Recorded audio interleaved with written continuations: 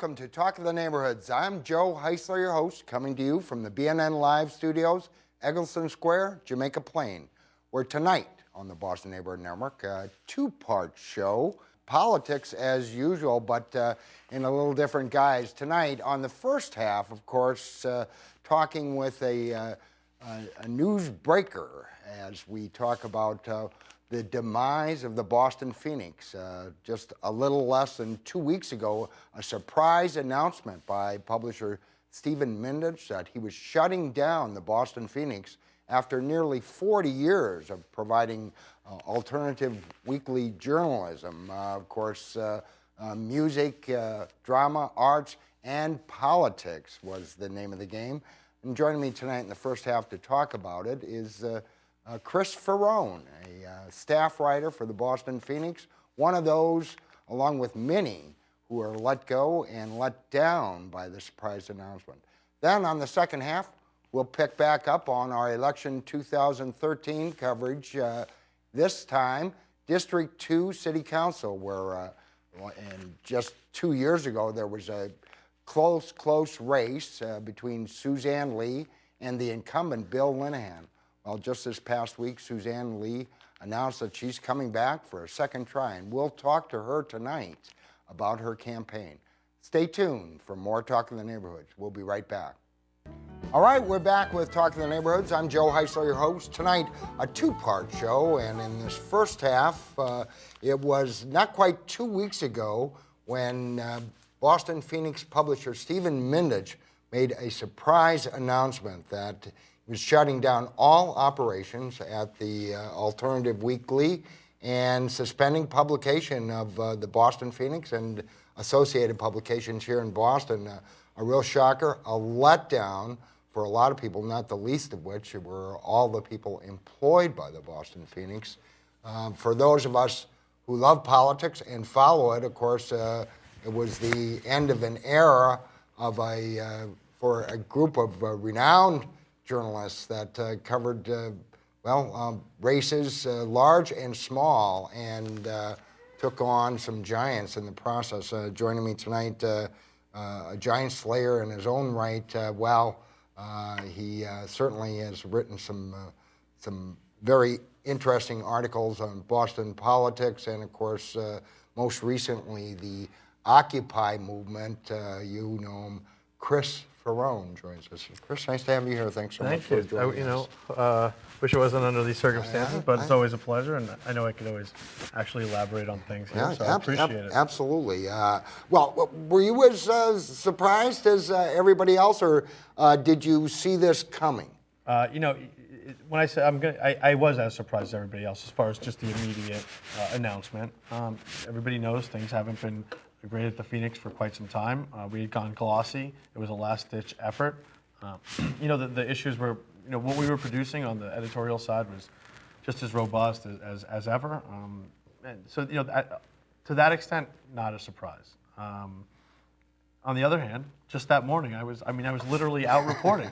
I was doing a column on the downtown crossing vendors, who the pushcard vendors. Ironically, I was doing an article about the pushcard. We were being pushed out, and they got, I think it was 30 days notice, and of course outrage. I was outraged over that, and their story is, of course, I still want to write it somewhere, but yeah, so that was it. And I was out with my photographer, or one of my photographers, and we knew that there was a meeting at 2 o'clock that afternoon, and I said, what do you think it is? And we didn't think it was big bonuses or anything like that, but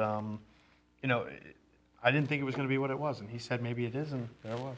Well, and how did you find out? I mean, how did this? Of course, getting this kind of news is never pleasant, and I'm sure various people, and I'm thinking of some of your colleagues, David Bernstein. I know he was actually out of town. How did you get the message? How was it transmitted? You first just come in for this blind meeting? Yeah, it was the world's worst editorial meeting. It was and it was everybody in there, and they brought us all in the newsroom, and Stephen Mindich, it was with a tear in his eye. He read us the news. Quickly followed by some specifics as about some specifics regarding what we could do regarding everything from unemployment to health insurance. I mean, it was a little impersonal, but what followed, of course, was an outpouring of support from Phoenix alumni and everybody in between. Well, and of course, over the years, it started Boston After Dark, I believe, was the first incarnation of the Phoenix, which then evolved and really became a mainstay of, certainly journalism, alternative journalism. Anybody, that, of course, that loved music would always pick up the Phoenix, but, it became very well written, well thought of. Not, I hesitate to call it mainstream because it was never quite mainstream, but how are you feeling? How are your colleagues feeling? You said he had a tear in the eye. Did you? I did. Colleagues? Everybody was just everybody was pretty distraught. I mean, we were all there not because the Boston Phoenix pays so well. We're there because of the legacy you're talking about, and we've seen that come out in the past week. Charlie Pierce wrote something amazing for Grantland. James Parker, who's at the Atlantic, who I had taken over his seat, he wrote something.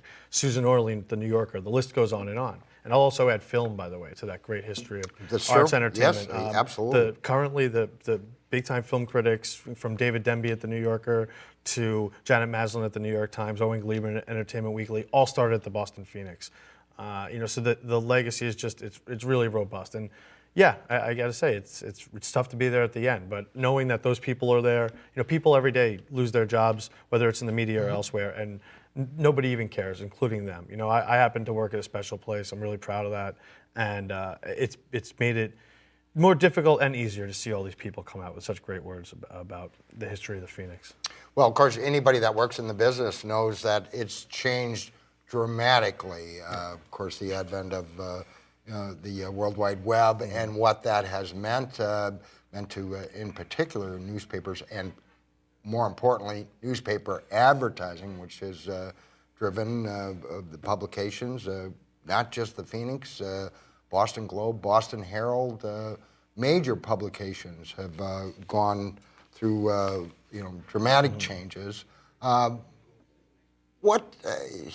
Could you have seen it? Could anybody have seen this? You said, and you went to a glossy kind of a magazine format for a while, but or just mismanaged? I'll add that the Providence and Portland Phoenix are still in business. They're still financially and still owned by Stephen Mindich. The Boston Phoenix wasn't turning the profit. He lost a bunch of money in the past year. A lot of this is about modeling and scaling. What the Phoenix was doing, this costs a lot of money. I do things on the daily and the weekly and blog posts, but really the Phoenix has given me the opportunity, given David Bernstein the opportunity, all these people, to spend months on long form stories. I mean, some of the stories that I've done literally have taken me half of a year and a lot of resources, traveling. I just went to Los Angeles for a story.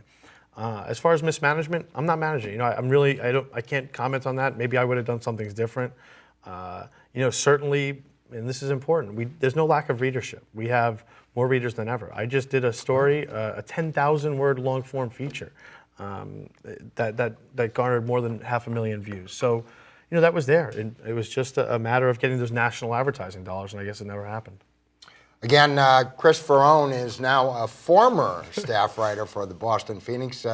Here tonight, as we mourn the passing of the Boston Phoenix, I should say, at least those of us who love good journalism and love to follow politics, perhaps some of the best stuff being written these days was in the Boston Phoenix. No more. It shut its doors now more than a week and a half ago, and no sign at all of life, no pulse. Chris Faraone, what happens? What fills that void? Is there anything that can really fill that void, other than shows like this, of course? Well, but that's no joke. I mean, this show really is one of the last remaining bastions of true local community reporting. And the last thing I want to do is make it like nobody else is doing this stuff. There are people like Commonwealth Magazine, Boston Globe that do the long form. There are places that like community newspapers that cover the day-to-day grind. The Phoenix had a great combination of both with a little stank on it, and I think we've cultivated one hell of a team of people there over the past couple of years, and I'm really proud of it. And young reporters, older writers, just it's a great squad of people. And trust me, we're all still meeting over Bloody Marys and figuring out where we're going. And well, where do you go? Where does now we? Of course, you've got some. Well, you're a very good writer, first of all, but you've got some cachet and all the work that you did on the Occupy movement. Does that type of work carry you? Is there?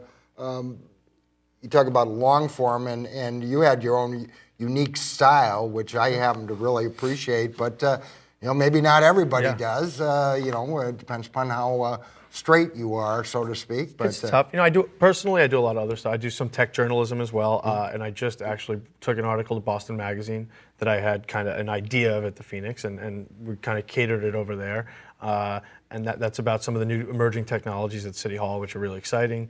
And as far as the more kind of the more road dog stuff, there are plenty of national outlets that I'll be speaking with. And as I mentioned to you earlier, this is a big political year in Boston. And anybody who thinks I'm going to be out, personally, I'm going to be out of that game, or David Bernstein. I don't know exactly where he'll be, but it's not like either of us or a lot of other reporters at the Phoenix are going to sit this one out. This is a major mayoral race. I look forward to speaking with people, maybe at the JP Gazette, where I live. At the Weekly Dig, where I'd actually started years ago. Whatever it is, I want to get out there, and I'm hungry, and I'm still going to events and campaign rallies, and you name it. So, and I can't speak for everyone at the Phoenix, but I promise you, people are hungry and people are out there, and you'll be seeing those bylines pop up all over the place. Well, again, his name is Chris Faraone. Make sure you look for it. A very classy writer, insightful writer. Now, well, I don't know if I'd call you unemployed, but no longer with the Boston Phoenix, nor is anyone for that matter, as it shut down suddenly now a little better than a week ago, and it will be missed. And tonight in this first segment, talking a little bit about that legacy and with Chris Faraone about his plans. Talking in general, though, about journalism and where it's going in your mind, because you were willing to kind of push the envelope. I think that's fair to say, and that's probably the least of what some people might say. But you doggedly pursued stories to the point of you yourself actually were arrested while covering some of these Occupy protests. Are there people out there still willing to do that, or is there a venue or a forum that will allow people, that's credible, that will allow people to still follow those kinds of stories in your mind? It's a great question, and not just because I'm hopeful. I really think the answer is yes. I'm heading to the Conference for Media Reform, the National Conference for Media Reform in Denver in the first week of April. This is one of the things that everybody's going to be speaking about, not just because of the Phoenix, but because it's a major issue. Bringing the fact that I got arrested is important here because I have cover. I have the Phoenix. I have, and there are groups like the National Lawyers Guild and Free Press that watch, that watch reporters' backs. But it's also about having, to have an entity like the Phoenix behind me was just great. Right now, I do feel a little unprotected. If I were to go out there and cover something, there were rallies in New York this weekend that did get a little rough. So, as far as the future of journalism, I think that there's so many great outlets right now. A lot of people are experimenting with nonprofit models. There's a lot. Long form is actually pretty hot online. There's longform.org, long reads. People do want to read, with tablet computing. So there are a lot of things to be hopeful about. I think that some of the important aspects of the old model, from that shield of protection to fact checking to real copy editing to real style editing, particularly when we're talking about longer features, those are the things that I think are being overlooked a lot in a lot of these new models and that have to be looked at. And certainly I'm very tech savvy and I'm all about doing a lot of online stuff, but those kind of dynamics, those things that I think are really important to making journalism, be credible, I'm going to try to bring those with me. And I think that a lot of people are. We just haven't figured all that out yet. And looking at, of course, all the work that's being done online now. And you mentioned, a piece that you had that had, hundreds of thousands of hits. Do you think that will ever develop? And of course, there's some institutions, Washington Post, New York Times. That's one thing. But that will become as credible as papers like the Boston Phoenix, which kind of developed a street cred. I think in some way, the street cred is always a little tough, particularly, right away you have to prove it. There are outlets like Vice that have that. As far as the Gonzo, really doing the Gonzo gusto, if you will. Yeah. But really, there are, I'd say, outlets like Salon do have the credibility, and they're doing things online. And I'll even kick it up a notch. I think that some of these vanguard publications, like the New York Times, they're also at the forefront of the way we're going to be reading. It's not just the standard e-ink black and white like the original Kindles. If you look at the great article about this avalanche that happened that the New York Times did online, where you almost feel like you're there. There's video popping up, and it's almost like a choose your own adventure. So, without people thinking that I'm getting away from basic storytelling, I think there are these new devices that are really exciting and that help to tell the story. Absolutely. I mean, how cool is it? To be able to have an author narrate something to you while you're reading it. So I'm personally looking at a lot of this stuff. I'm looking to bring it wherever I go, and I'm certainly not the only one. And here in Massachusetts, here in Boston area, a lot of this is happening right at MIT, the Media Lab. The developers all over the place. So it's an exciting place to be for the situation that I'm in right now, and for all my Phoenix colleagues, without a doubt. And will you, going forward, and we talked about this when you were here before. The Occupy story was just so kind of unique because I won't call it spontaneous combustion because there certainly was some planning that was involved in it, but there was also a lot of planning that wasn't involved in it, and I think it caught people by surprise, and that's why it had legs as a story. Do you see those kinds of stories continuing? Do you think the Occupy movement still has legs? The Occupy movement is, I wouldn't say legs as much as that it's splintered into a lot of things. There's a group in New York and now in Boston called Strike Debt, and they're raising money, a lot of money, and they're going to debt auctions and buying debt and then exonerating people of their debt. So there are a lot of interesting actions. As far as like people being in the street, being really angry, a lot of that's cyclical. We'll see what happens 2 years into the second Obama administration. One thing that the Phoenix was looking at, and that I will certainly be, still be looking at, is the new environmental movement. It's even the Sierra Club is getting a little more radical now. You're seeing tens of thousands of people protesting the Keystone XL pipeline. Right. I was out in Westboro there. Westboro, so with young students. So a lot of this is happening at the college level. You're seeing a divestment movement.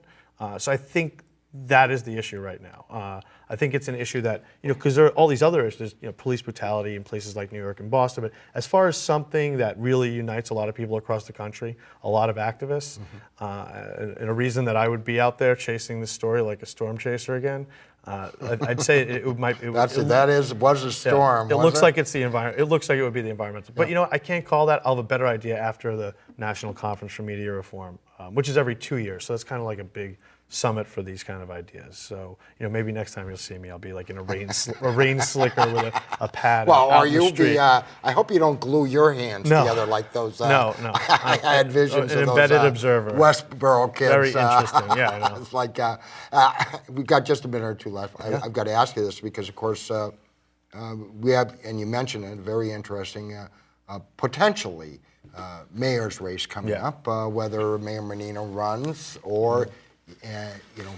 That will be one thing. If he doesn't run, it'll be a whole nother. In the course of your travels, you went to a lot of different cities. And how would you rate the politics here versus the politics in a lot of those other cities? And I'm not suggesting that you spent so much time that you're an expert, but give us your take on Boston politics. Well, one thing about Boston politics is that they're kind of famous elsewhere. Of course, a lot of it's more famous. More famous. I mean, I don't know much about Missoula politics, but people in Missoula have heard of Tom Menino. I think that a lot of the things Boston's known for, even superficially, kind of like having this really old establishment of voters, some of that's true, and it's going to come out in this mayor's race. And watching John Connolly really try to attract a young demographic. I'm 33 years old. I've been in the city for 10 years, and even people who I know who are intelligent and decently read or well-read and say even work in nonprofits and stuff, they're not all too up on local politics, or certainly not excited about it. Yeah. I don't know if you remember, the governor had to relaunch his second campaign, pretend that they didn't do a first launch because the excitement just wasn't there, and they ended up catching on. But I'll be interested in seeing what Councillor Connolly does with the little momentum that he has now, right. And I think that what happens with this race will certainly echo nationally, and the results will kind of impact the way people think about Boston. Is it not that I think Menino's so old and stodgy. Like I said, I'm actually doing an article about some of the technological developments under his administration. Right. But as far as that new young whippersnappers that work there have done, right? Yeah, Chris Osgood and Nigel Jacob, and so the Office of New Urban Mechanics. So there's good things happening. There's young and smart things happening, but that doesn't mean John Connolly offers something different in to some degree, and certainly considering that he's 39 years old. The perception from outside of the city will really heavily depend on the outcome of this race, I think. Well, we're watching it very closely, and in the weeks and months to come, we'll be bringing you, interviews with a number of people either directly involved in the campaign or certainly working peripherally on it. And John Connolly was our guest just 2 weeks back, shortly after his announcement. Like all of you, we're waiting with bated breath to find out what the mayor does, which may be sometime late in April or even into May, I should say, when he has to file for his papers. Chris Faraone, as always, I love talking with you. You're going to be around Boston. I'm not going anywhere. I'll be around. Depending upon what the story is, we hope that you'll come back and talk to us again. And absolutely. As soon as I have my next bombshell, I'll bring it to you for sure. Thanks a lot, Joe. Again, stay right there. When we come back with more of Talk to the Neighborhoods, we'll go back to our election 2013 coverage. The first real race for a district seat, which traditionally have been rather staid, until 2 years ago when Suzanne Lee challenged Bill Linehan. She's back. She lost by 97 votes last time. Trying to make a difference this time. We'll find out what she does different in this campaign. Suzanne Lee joins us. For the Neighborhoods, I'm Joe Heisler, your host. Tonight, two-part show, and in the second half, we return to our election 2013 coverage. We're getting an early start on it this year with all the special elections taking place. Of course, the biggest, the U.S. Senate special primary, 2 Democrats, 3 Republicans, all chasing John Kerry's seat that he gave up when he resigned to become Secretary of State.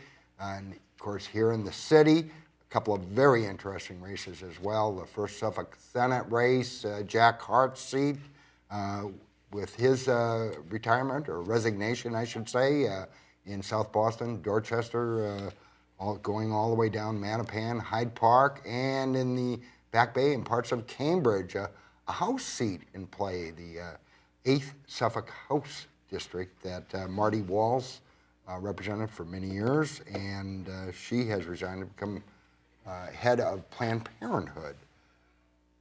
But the races that many people in the neighborhoods of the city are looking forward to are city races because, of course, that's what most affects the quality of life, and not the least of which is, of course, a mayor's race.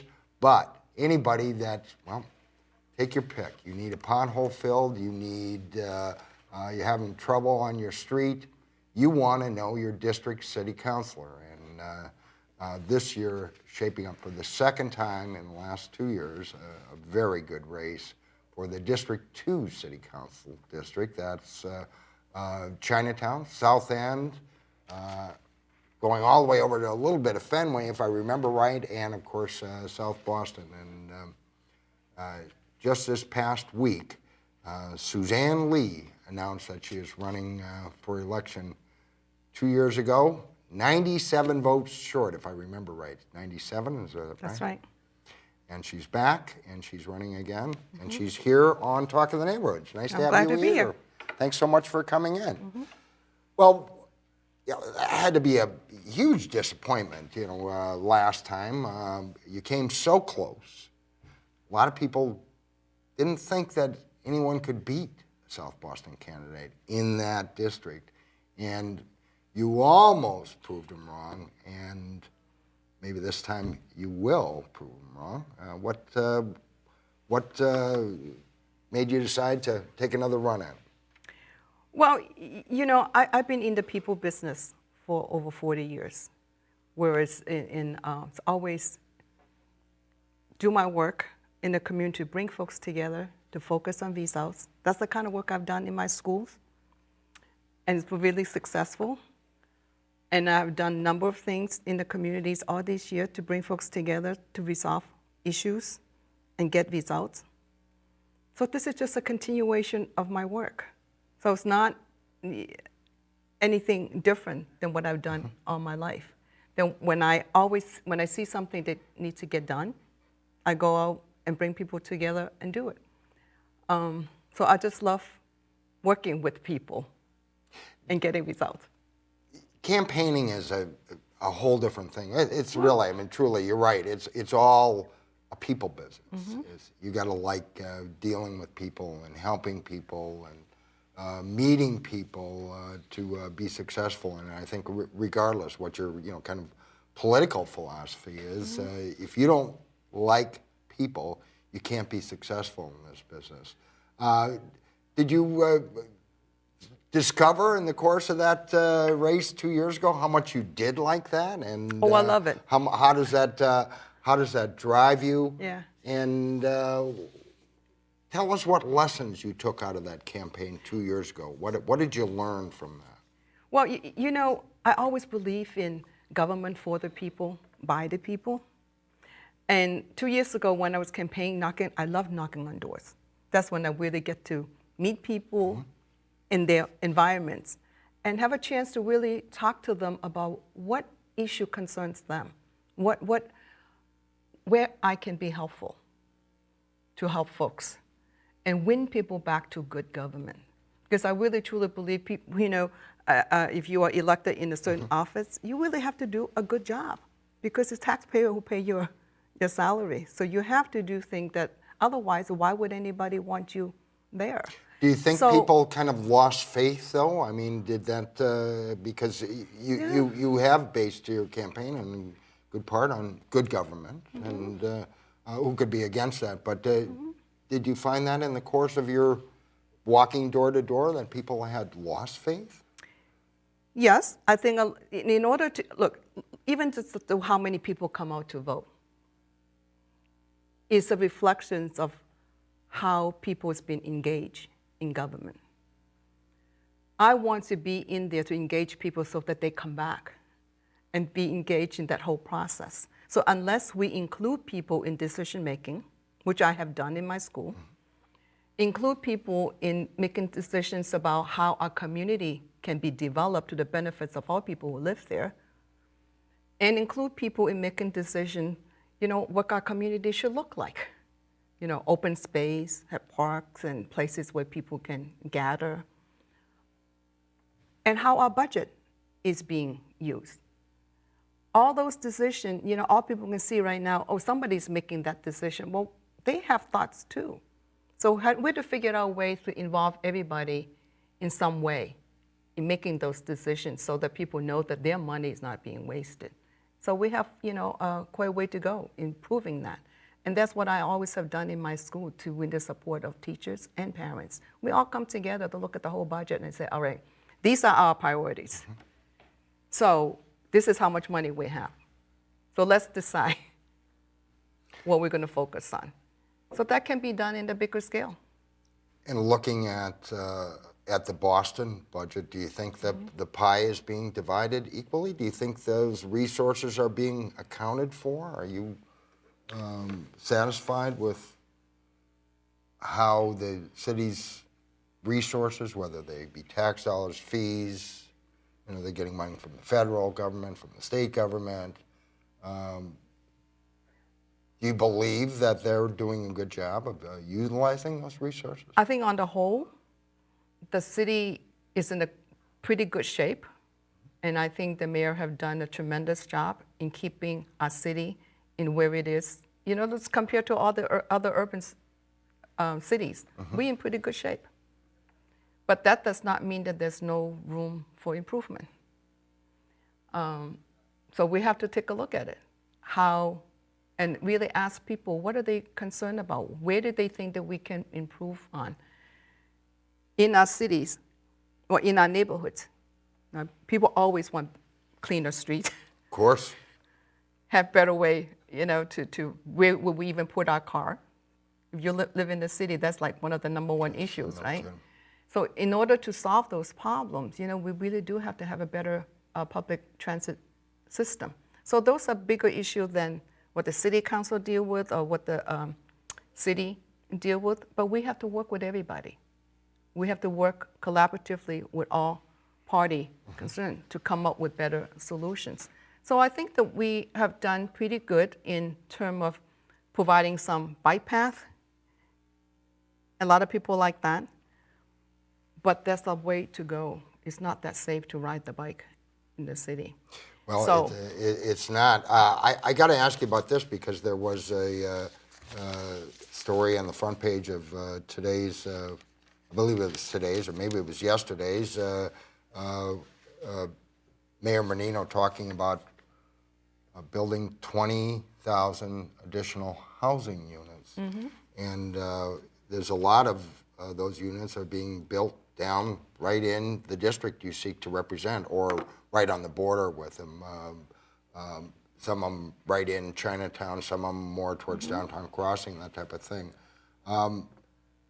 You support that? Do you think that's a good idea? And I support smart growth and smart development and balanced development. Yeah. The area that you talk about is one of the areas where most development is happening. Right. And I have talked to a lot of people in Chinatown, in the South End, in South Boston, Four Point Channel. The #1 concern is, can family even afford to live here? So if we are going to build new housing in that area, I would say the #1 priority, to figure out ways to have more affordable family units that is not just luxury housing.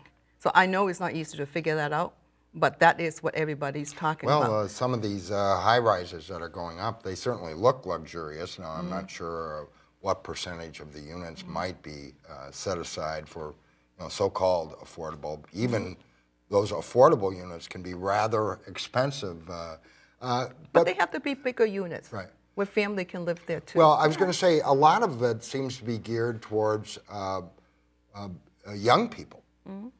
And while I think that's been an issue, I don't know if you'd call it a brain drain, but we have all these college students that come in here, and some of them stay, but a lot of them leave. And the idea being to figure out some way to keep them. Is that a priority? Is that a good policy, a good use of resources? To keep the young people here? Well, no, to do development with an eye towards providing them a place to stay. Well, even young people want a little bit more space than like a 300 square foot Right. little room. Like they don't want dormitories. So those are almost like transitional type of housing. I think that we need more permanent housing where people can grow into Right. families. So you can have mixed use. I mean, there are successful mixed use buildings where you have families, single people, all different incomes, and mixed use with businesses too. I mean, you look at most city, like. But the density, is that, I think that's the thing that a lot of people are kind of raising. And there's a lot to be said for smart growth and for mixed use, because I know not so long ago, after 6 o'clock at night, a lot of those neighborhoods became very quiet, and now there seems to be a lot of people down there. You want to keep young people and more young professionals to stay. That's one of the areas they have to look into, right? It's not just a place to live, but what kind of life, what kind of quality of life that they want. So What other issues did you plan to emphasize during your campaign this time? for people to participate, and I look forward to setting up a structure in the city in the district where people from the different neighborhood can come together and talk about important issue that's facing them and find solution to them. Like neighborhood council, or what are we talking about? Because Well, there are, there are some neighborhoods that have neighborhood council and others don't. Right. But one of the things, but I think every single neighborhood needs to have a master plan to look at their development, so that it could be more balanced. Even if we cannot do everything, but at least we have gone through that process of everybody air their opinion and working with city agencies and come up with better options than hearing about it, oh, this building is going up. So, Within that district, have any of them had a master plan Sure. for development? I think they've done a pretty good job on the Albany Street and Ink Block, the whole corridor in the south end. Right. It was like a 2-3 year process to when they finally figured out how to divide up. This is the BRA that the kind BRA of spearheaded plan it? with there were a lot of community groups that was involved in that through 3 years process. And Good I have process, done, though? It was a good process, I think. And I have done 3 master plans in Chinatown for the last 30 years, one for every 10 years, to look at all the development. Now, South Boston have not have one. I think they have one for the waterfront, the South Boston waterfront area, but not South Boston as a whole. And there are a lot of small pieces of land being developed within the residential area that having a huge impact on people's quality of life. And I've been to many meetings in South Boston where that's the number one issue. They said, look, every time we turn around, we have less and less space. So there has to be some way for everybody to come to look at, how smart growth can help everybody's quality of life. Truly smart, right? Again, Suzanne Lee just announced this past week that she is running again for the District 2 City Council seat. That includes South Boston, the South End, Chinatown, parts of downtown, runs all the way over to Fenway, if I remember right, or close to it. No, not the Prudential. Prudential area, that's what Yes. I'm thinking of. Of course, so much focus, and especially just this past week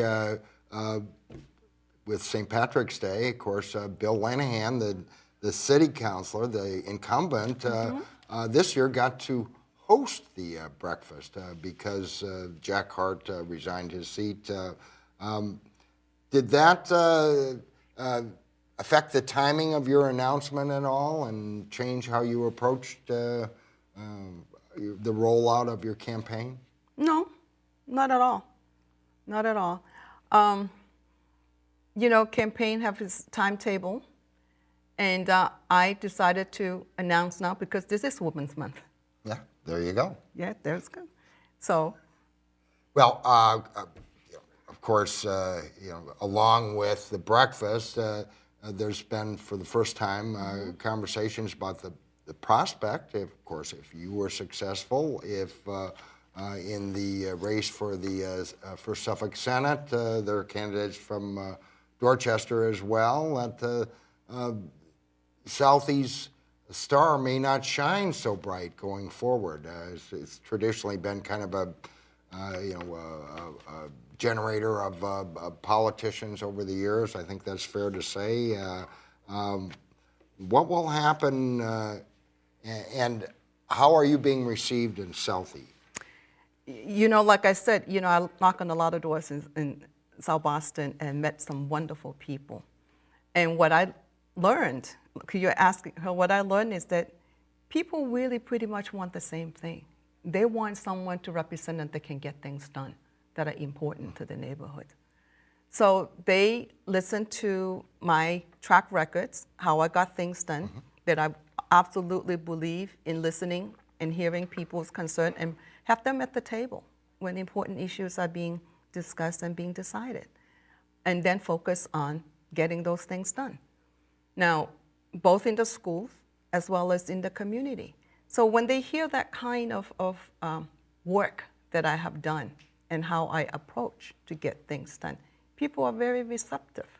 They're very receptive. So, well, I think you did, and again, it's just part of the district, but because of the history there, I think people were surprised at how well you did do there.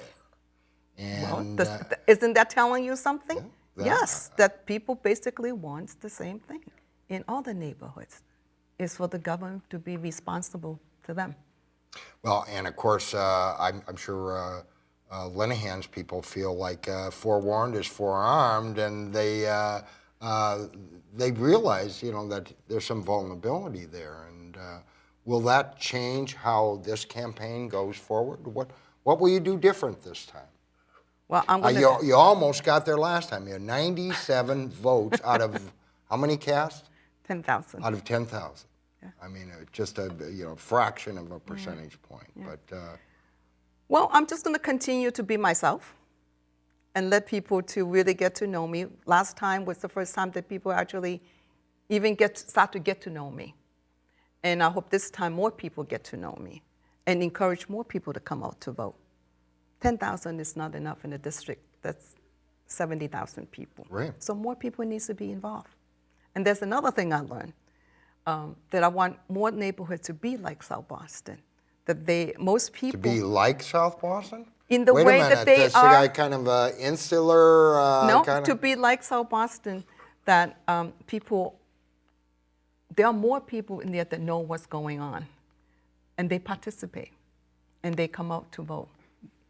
So we need to do that in all neighborhoods, that people need to feel that the government is, is responsive to them, so that to engage them in that way. So we have a lot to learn from folks, South Boston, how they always engage.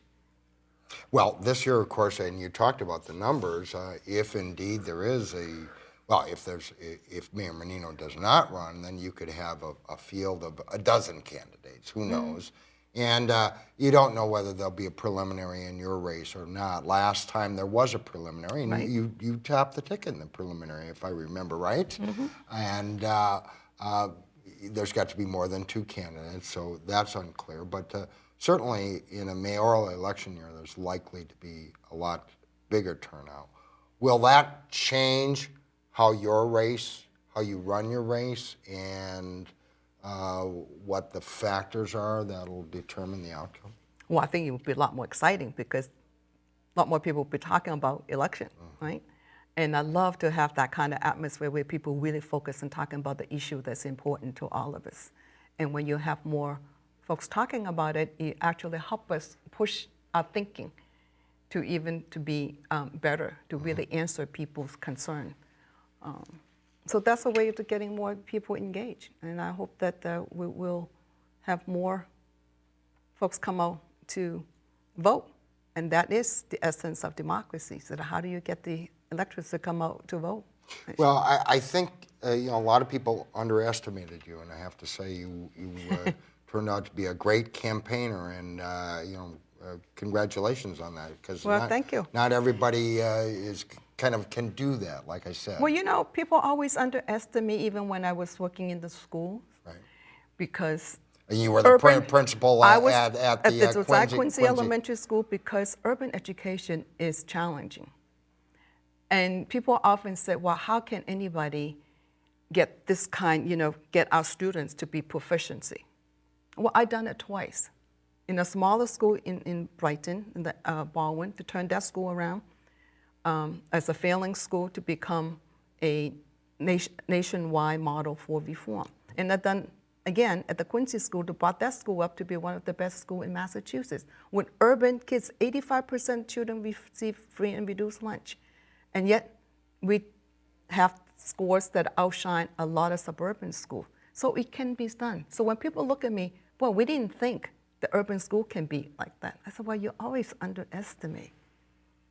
If you do the work and really engage people, we can do amazing things. That said, of course, now I've got to ask you about it. We've got just a minute or two left. The school committee, after a year-long plus process, just approved a new school assignment plan. Is that a good plan? Do you support it? Plan is only on paper. We really have to see how it's being implemented. A lot of things looks good on paper, but at the end of the day, It's how it's being implemented, whether or not, then we can see it is better. But we really need to really focus our energy and resources into quality school. If we have every single school that are quality school, like the Quincy School, it doesn't matter.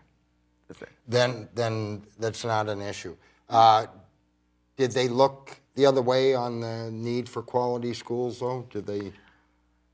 I think people try to, but we need to bring back that focus, because we spent a whole year engaging the communities in talking about this. Now we need to use the same process to continue to engage the community to talk about quality school and how we can get the resources to help each school to become the kind of school that we can all send our children to.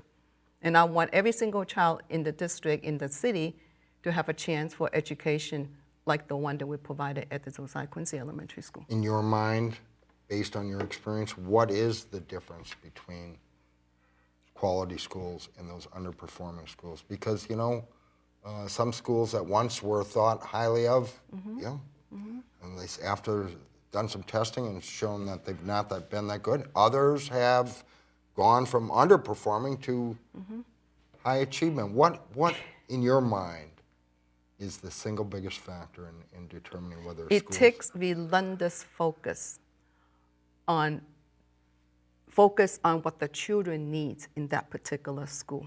So you cannot take one blueprint and put it in another school. It doesn't necessarily work. No, you have to really focus on the children of that particular school. What do they need in order to perform?